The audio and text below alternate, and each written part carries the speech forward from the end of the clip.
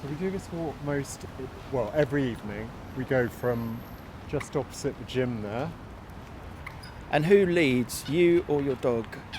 He pretty much leads, although he's done this for a very long time. So we've done this walk on and off for around about 10 years, I would say. Dogs like familiarity. He definitely likes familiarity. So lots of people walk their dogs along this canal, but he is the only one who jumps in after balls and swims, and that's why he's kind of like well known on this canal. He's very famous, infamous, whatever, and I think probably much Instagrammed, although neither he nor me has got an Instagram. But right. I would say at least every walk once, perhaps more than once, there'll be someone either filming him or taking photos of him. So you just picked up his ball. Is he taking you for a walk, or are you taking him, or are you both gaining the same pleasure from this walk that you do every day or twice a day? We are both gaining tremendous pleasure from it. So when I first moved here, I think about 25 years ago, I didn't even consider the canal at all. But since having him, so he's 12. 12 dog years or 12 human years? Human years. So in fact, he's very old. So as a dog? For his breed, so he's a flat-coated retriever. His life expectancy is 6 to 9. So wow. He's a grandfather or a great-grandfather kind of. Well, yeah, I mean, if you do the kind of equating it to a human, he's a third over the average. So if you assume an adult male lives to be about 80, he's basically over 100 in human years. But I mean, I don't think you can actually do that. But if you were to do that calculation, so he would be very old. I personally think he's done well. People come by saying, it's because he swims so much, he's so fit. I don't think it's the swimming. I think it's the cold water plunging. Yeah. Subtle difference. So So the same as what they say about humans. The same as what they say about us. Going back to the Roman times. Yeah. Actually, plunging into cold water is supposed to be good for your general well-being. And he swims every day in the morning and the evenings, and whatever the weather. So he'll swim in the ice. So very occasionally, never really gets completely iced over, but it gets bits of ice or a real shimmer of very thin ice. Makes no difference to him. He's happy and he'll swim in that just the same as on a hot day. What's his relationship with the coots, the ducks, the swans, the wild fowl on the canal? Okay, so... Because he looks like, I'm not a dog expert, but he looks like the kind of breed that back in the day would have been some kind of... So he's used for his duck hunting. Which obviously doesn't actually mean duck hunting. It means you go out, shoot the duck, he goes and retrieves it. Yeah. So he's not actually hunting the duck, although some people seem to think that he would jump in the water and try and grab a duck, but he would never be fast enough to do that. So that's his breed, but that doesn't mean he's a hunter, in quotation marks. No, he's... From about 1860 to 1920, they were the foremost retriever used in this country for people that went shooting. Uh-huh. So if you want a boring story, now the most common dogs are more Cocker Spaniels, things like that. And the reason is, apparently, hedgerows. He's a bigger dog. There were more and bigger hedgerows in those days, before kind of industrial farming really kicked in. So, because he was bigger and stronger, he could push through the hedgerows. Whereas now it's basically open fields everywhere, as you know. So his weight or his strength was useful. Yeah, exactly, bigger. And now they don't use such big dogs. I mean, I've never been on shoot, but I speak to people that have. Because they are used sometimes, either in estuaries, because they're really good swimmers. They've got slightly webbed feet, I think. So the swimming thing is not unique to him. It is actually his kind of breed. Very much his breed. Oh, he's doing a little squat now. Toilet. Oh, nice one. Blimey. Just what we wanted. And that's not the most solid. No. So I don't know what's wrong with him today. Oof. So it's a bit unfortunate. So. You've got your doggy bags with you. I I don't understand why. It's a bit like people leaving litter. I don't understand why. You wouldn't. Yeah. So you're scattering a bit of dust and leaves over the not very when solid. it's solid, poo obviously you much. can pick it up, no problem. But when it's a bit squishy like that, it's impossible to pick the last of it up. So if you do that, it saves anyone having to tread in it. That's What- my responsible human being for the day act. So he's coming back to us now, having deposited his Yeah, and I haven't seen anything like bits and bobs. Yeah. But going back to the birds, so there's a family of swans here, Uh-huh. by which I mean there's an adult pair who have cygnets every year. They are incredibly aggressive when they've got cygnets, Right. and when they haven't got cygnets, they mutually ignore each other. Uh-huh. And they're obviously the only ones that are powerful enough to be of any threat to him. So coots, of which there's plenty here. In fact, this cafe we're just about to walk past is called Coot Cafe, I think. Oh, is it? Well, it's called Towpath Cafe, but there's a picture of a coot on the shutter. What's the name of your dog? Gibson. Gibson. And is there a history to why Gibson was chosen, or Yes. is it just a random name? So he was born on the anniversary of the Dam Busters raid. So when Commander Guy Gibson, VCDSO, led that raid, so he was born on the anniversary. Oh, I so- see. So it's named after the person who led the Dam Busters raid. Yeah. Aha. Who also happened to go to my school by coincidence. Obviously before I was there. Cheers. So I've seen when you throw the ball in for him, he'll bring it back. He'll put his front paws on the side of the towpath with the ball in his mouth, and he'll wait. That's his style now as an older dog. Yes, he used to run with gay abandon and leap in acrobatically. And in fact, I said gay abandon intentionally because it was very theatrical how he used Oh, to really? kind of like run up and just give an enormous kind of jump and huge belly flop type thing into the water. The quality of the water in the canal is mixed. Sometimes you see oil spills or petrol. It's not the cleanest. No. Does that affect his coat? Does he have days when he comes back a bit oily and a bit So matted? Or forever people tell me that he shouldn't be in the canal because it's dangerous for him. But I asked a vet once, and the vet said it's perfectly fine. But he's actually very famous anyway. When he was a puppy, so around about 9 months old, we were in the park. He went into the bushes, came out with a bag. Can you guess what was in it? drugs. No. But very related. Sawn-off shotgun and cartridges. What? Yeah, in the local park Oh back my there. goodness. Yeah. Oh my goodness. As a result of that, Did he get a police award? no, in fact, what the police said at the time was, we can publicise this, in a press release or something if you want, but it said we would suggest not doing that because whoever's lost this gun is not going to be Very happy. about it. So, Might come after your dog Gibson.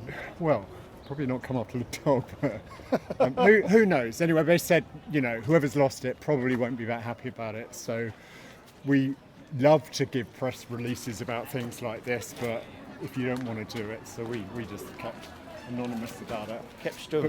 But most of the people that have got dogs from that period all knew it at the time. So he was kind of famous, notorious amongst people that knew. It's kind of one of those things. The gun dog, literally. Yeah, literally, yes. So we're just coming under this bridge, and this is one of his other spots where he goes in. There goes the ball. Gibson prepares. Readies himself. Splash. Yeah, so he's not stupid. He will normally go so he'll run along the bank till it's the shortest route to the ball and then jump in. And his head's above water. His nose there's a V of water coming behind him.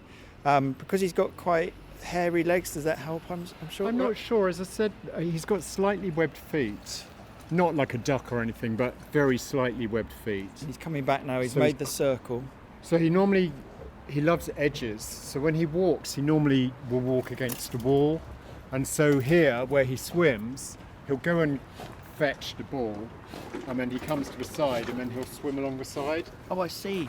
So he doesn't get straight out. He likes a bit of extra swimming. Yeah. So no, he loves staying in for whatever reason. And there's places where he has just developed a habit for getting out. So in this case, what we're going to do is he's going to go down to the horse ramp there. Right. Oh, so you call that a horse ramp? Okay, so that is a horse ramp. So just to describe it, it's a small cut-out bit of the canal path, tow path, which usually has. It's a like cut-out bit, but it's literally got a concrete. Now it's a concrete ramp at a slope, going up to path level down to the bottom of the thing. And the reason it's called a horse ramp is it's from the olden days when canal boats were pulled by horses. If the horse ever fell in, they couldn't get it out.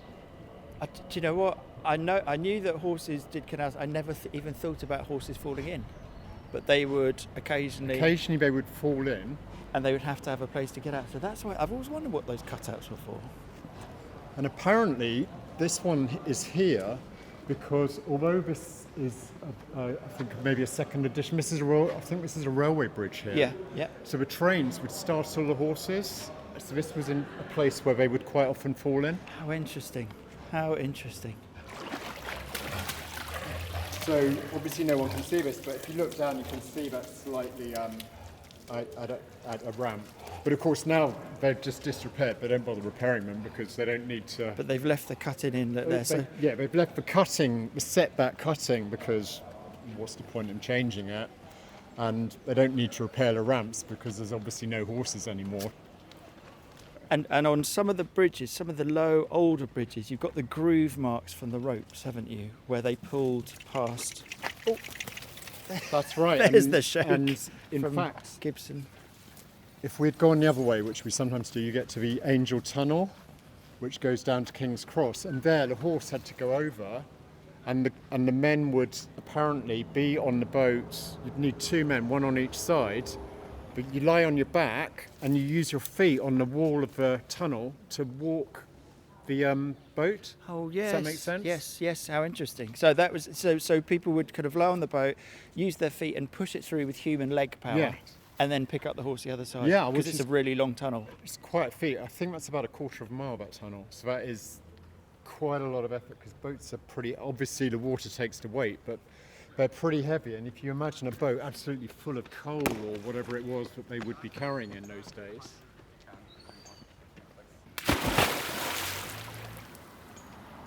In he goes. Swimming out to the ball in the middle. There we go, first time.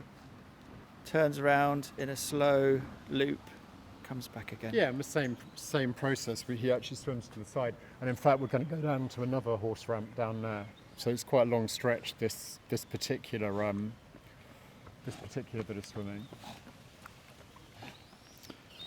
He's still in the water beside us, swimming. And he actually snorts a bit because I think the ball compresses up against his nose a bit when he's in the water. So sometimes he's got a bit of a snort going on, or he's swallowed some water. So you've got that. We've got a coot with a couple of baby coots there. Right there, yeah, exactly. You've got them. They are aggressive, but he completely ignores them because he's. They're not always too worried. Arguing with each other, coots, aren't they? Fight like crazy, the coots. It seems to be their sole purpose in living is to argue with each other. My observation is that the coots, their babies survive, whereas ducks. So we have a lot of ducks here as well. Who most of the regular duck, well, they're all regular. I think they live here. They all know Gibson, and they're not really scared or fazed by him whatsoever. He can jump in, and they just swim along. He can even swim amongst them sometimes if they're, all in the right place. Same with the geese. But the ducklings never seem to grow old. So sometimes you'll see 10 ducklings, and then the next day there'll be 5. I know. And the next day there'll be 2, and then the next day you've got a mum and dad looking around wondering what to do with themselves. And the theory being a fox has taken them, would you I say? think it's seagulls. Seagulls? There are a few seagulls here, and Really? I've seen on YouTube seagulls taking ducklings. God, there must be big seagulls. Well, ducklings are tiny. Yeah, true.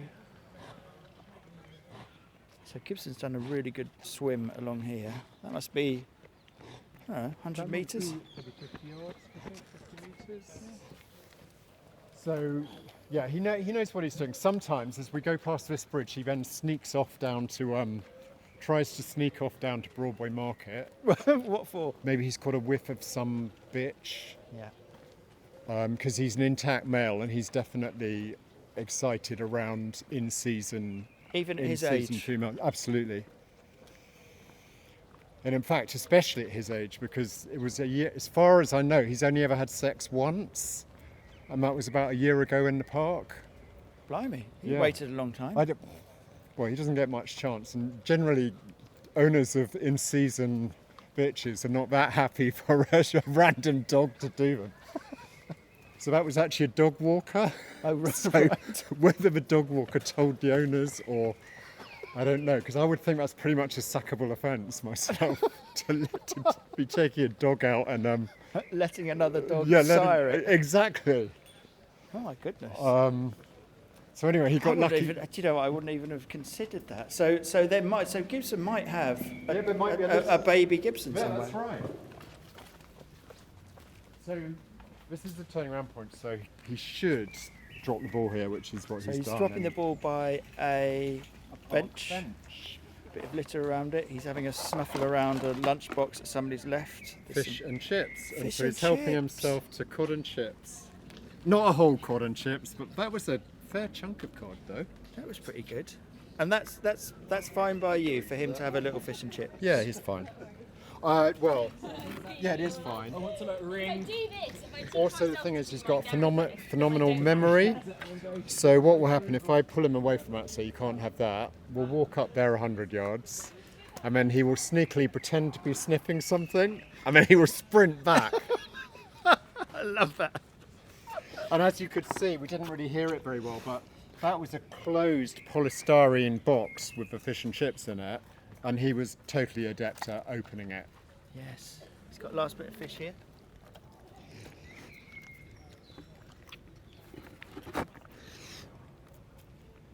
And as you can imagine along here, sadly, there is an awful lot of food left. Empty beer bottles, empty wine bottles, and leftover takeaways. Sounds like he could live the life of Riley if he Oh, well, wanted yeah, to. it suits him very well, yes. And you're quite relaxed about it as an owner. I would imagine that some dog owners would like pull their dogs off and go, you need to eat the food that's healthy for you, but So he eats incredibly well. His official diet, which is roast chicken every day. What? That's basically... oh my goodness. You can laugh. It's not really roast chicken. What it is, it's George Foreman grilled chicken. So I buy whole chickens, which are cheaper than buying canned dog food. So he has a quarter of a chicken per meal. So he has half a chicken a day. But a can of dog food is over £1 for a reasonable brand. And how many cans would he eat a day? so he would have, I think, pedigree, I think the recommended is 6 a day for him. 6 cans, so that's £6 a day minimum Exactly. if you're going to do it on dog food. Yeah. So Wow. buying chickens is actually cheaper and I imagine a lot healthier. He's going to get out here. So you're pulling him by the back of his head, not by his collar, and that's Yeah, fine. I'm pulling him by the scruff of the neck. Many people like to help out, especially if I've been distracted and I'm talking to someone who's maybe 20, 30, 40 metres ahead, waiting to be pulled out. There'll be some good Samaritan, and usually they grab him by the collar, and I think, oh, but lucky he's got a very powerful neck, so they don't strangle him. So you shouldn't pull him by the collar. Oh, I see. So actually, it's better for him because I would have automatically assumed that the collar would be the thing, but that would strangle him. Yeah. So dogs are like cats. They carry their puppies in their mouth. They pull them by the scruff of the neck. They hold them. So obviously a puppy is much smaller, but that's what they've evolved to be. They've evolved for that. So it's perfectly reasonable to pull a dog by the scruff of the neck like that. Also, he's I'll tell you another good story about him. So he's cured cancer. Oh, wow. I should have brought my phone. Well, no, you can't see it anyway. So I'm going to show you here. There's the shake. I've opened his mouth, and you can see he's got a growth on his. Oh, just behind that growth. tooth. Yeah. So there's Behind a little growth. it's a little growth, it's about a centimetre across and a centimetre and a half down. Yeah. Behind his canine. That's what it's gone down to. What it was like was from where it starts there, beneath his canine, all the way around to the front. Oh my goodness. So it was about 4.5 centimetres, 5 centimetres by sort of basically 3 on centimetres. his gum kind of expanded. Well, that's the Or- growth, or the but growth it's on the- off the gum. And the And- vet. So last summer, the vet said that he just had a few weeks to live. Oh my goodness. That must have been shocking news.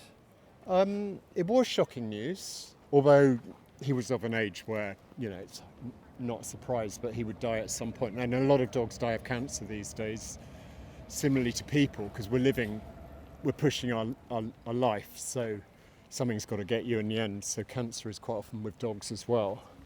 The vet said there's nothing we can do because the problem with normally you cut tumours like that off, but when it's growing from the gum, there's no flesh to.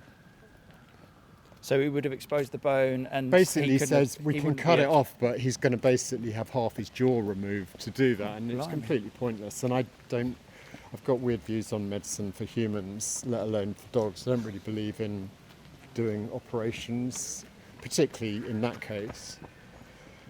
So I just let it just grew and grew, and I thought, oh well, I may as well try and do something about this, even though the vet said it was hopeless.